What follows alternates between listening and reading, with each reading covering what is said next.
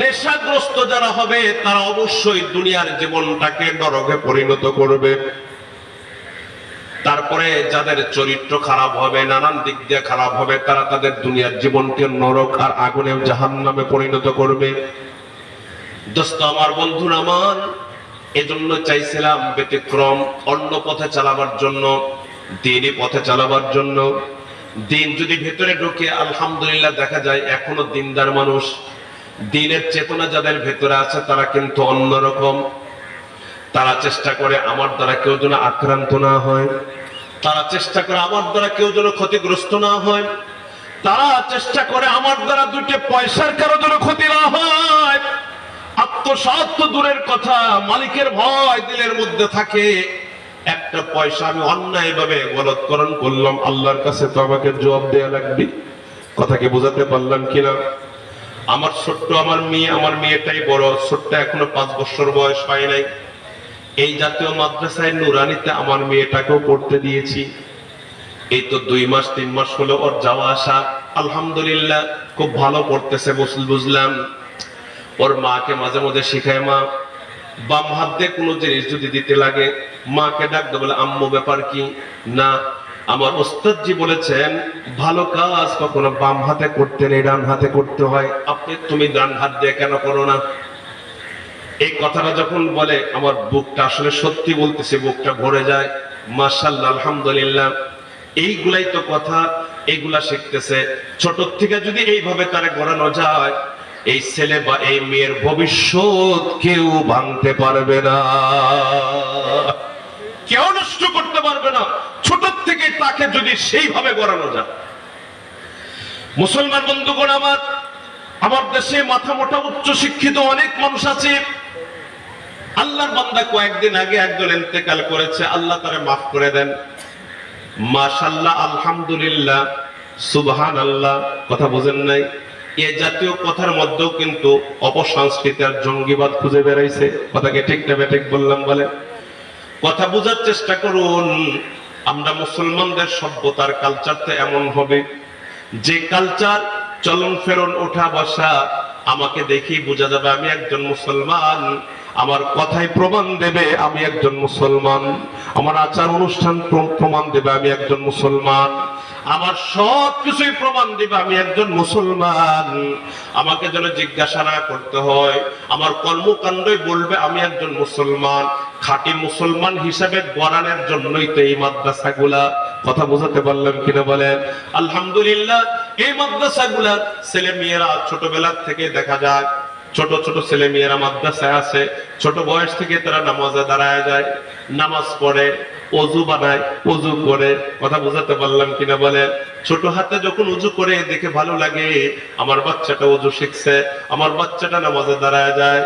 মা নামাজ পড়ে, ঠোঁট নাড়াচাড়া করে, বাচ্চা মার পাশে নামাজের রিহার্সাল করে, বাচ্চাটাও ঠোঁট নাড়ায়, বাচ্চাটাও সালাম দেওয়ার জন্য এদিক ওদিক মানে মুখ ফিরায়। আসলে কি কোয়া লাগে সেটা বুঝে না, বাচ্চাও সিজদায় যায়। 3-4 বছরের বাচ্চা আর কি বুঝবে, ও বাচ্চাটাও সিজদায় যায়। ও দোস্ত, ভালো করে বোঝার চেষ্টা করেন। এই কচি কলিজার ভেতরে যদি আপনি দিন ঢুকায় দিতে পারেন, কচি কলিজার ভেতরে যদি রাসূলুল্লাহর সুন্নাহর মহব্বত যদি ঢুকায় দিতে পারেন, আপনার বাচ্চার ভবিষ্যৎ কেউ নষ্ট করতে পারবে না। আপনার বাচ্চাকে নিয়ে কেউ ছিনিমিনি খেলতে পারবে না। আপনার বাচ্চা কখনো নাস্তিক হবে না, আপনার বাচ্চা কখনো দিন বিরোধী হবে না, রাসূল বিরোধী হবে না, আল্লাহ দ্রোহী আর খোদা দ্রোহী হবে না। আপনার বাচ্চার জবান থেকে অশালীন কোনো বক্তব্য আর মন্তব্য জীবনেও কখনো জবান থেকে বের হবে না। কথা বোঝাতে পারলাম কিনা বলেন? ছোটবেলার থেকে যদি আপনি চেষ্টা করেন, আমি আপনার অভিভাবক যারা আছেন আপনাদেরকে বলবো, কঠোর হন, ফিকিরমান হন। আপনার অবহেলার কারণে আপনার কলিজার টুকরো সন্তানের জীবন যেন বিনষ্ট না হয়। আপনার সন্তান আল্লাহর দেয়া আমানত যেন আপনার ভুল সিদ্ধান্তের কারণে নষ্ট না হয়ে যায়। হয়তোবা দুনিয়ায় কারি কারি পাইলেন কিন্তু আখিরাত হারায় ফেললেন।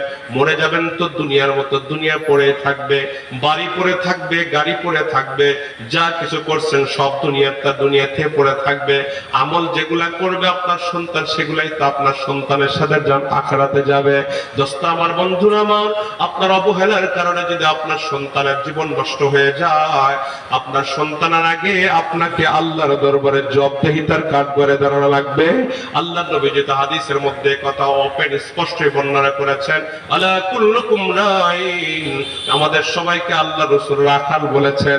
আমরা রাখাল, আমাদের রাখালিতে আমাদের বাচ্চাগুলোকে আল্লাহ দিয়েছেন। ভুল সিদ্ধান্তের কারণে দেখুন, কুল্লু মাউলুদিন ইউলাদু আলাল ফিতরা ফাআবওয়াহু ইউহাব্বিদানিহি আও ইউনাসসিরানিহি আও ইউমাজ্জিসানিহি, প্রত্যেক সন্তান দ্বীনের উপরে জন্ম লাভ করে। অভিভাবক যারা আছে পরবর্তীতে তাকে ডাইভার্ট করে অন্য পথে পরিচালিত করে। প্রত্যেক সন্তানকে ফিতরাতান, আল্লাহ পাক রব্বুল আলামিন হক গ্রহণ করার মতো যোগ্যতার ইস্তেদাদ দিয়ে দুনিয়াতে পাঠায়। দোস্ত আমার, বন্ধুরা আমার, এই কচি কলিজার ভিতরে অন্য কোন জান ঢুকিয়ে দেয়, অন্য কালিমা ঢুকিয়ে দেয়, অন্তর নষ্ট করে দেয়। ফাআবওয়াহু, তার পিতামাতায় তাকে নিয়ে চিনিমিনি খেলে তাকে অন্য পথের পথিক বানায় দেয়।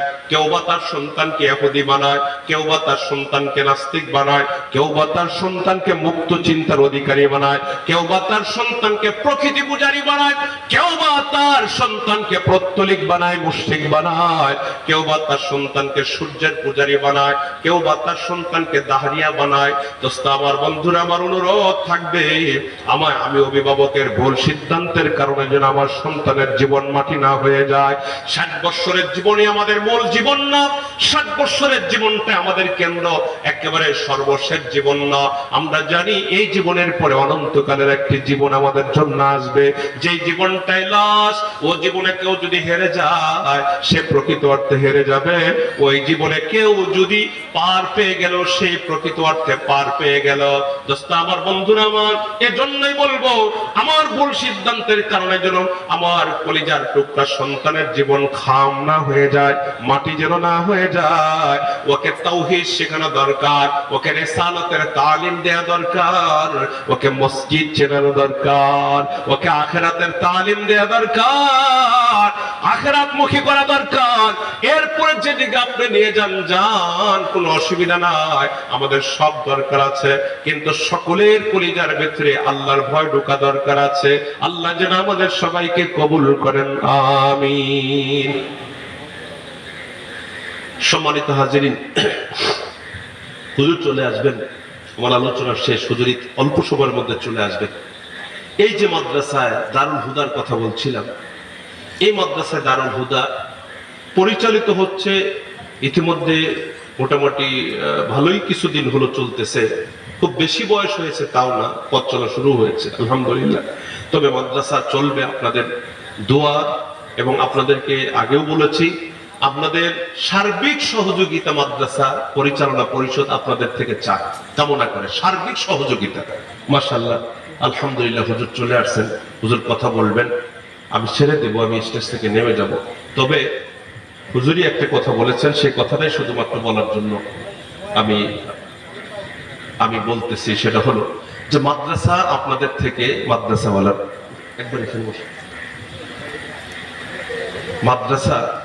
মাদ্রাসা পরিচালনা পরিষদ আপনাদের থেকে সহযোগিতা কামনা করে। প্রথম যে সহযোগিতা সেটা হলো যে আপনারা আপনাদের সন্তানদেরকে মাদ্রাসায় পাঠাবেন। এখানে বালিকা শাখা আছে, নুরানি শাখা আছে, হেফজ শাখাও এখানে আছে।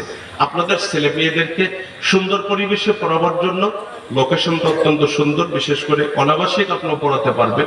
আপনাদের ছেলে মেয়েগুলো এখানে দিবেন। বিশেষ করে নুরানি শাখা, যে এই নুরানি শাখায় যা পড়ানো হয়, আমাদের এই যে আপনার স্কুলের যে সিলেবাস আছে সেটার সাথে সমন্বয় করে পড়ানো হয়। আলহামদুলিল্লাহ, আমাদের নুরানি ছেলেরা মেয়েরা যেই লেখাপড়া করে, এই আমাদের বাংলাদেশের প্রাইমারি স্কুলগুলোতেও ওই মানের লেখাপড়া অনেক জায়গায় দেওয়া হয়।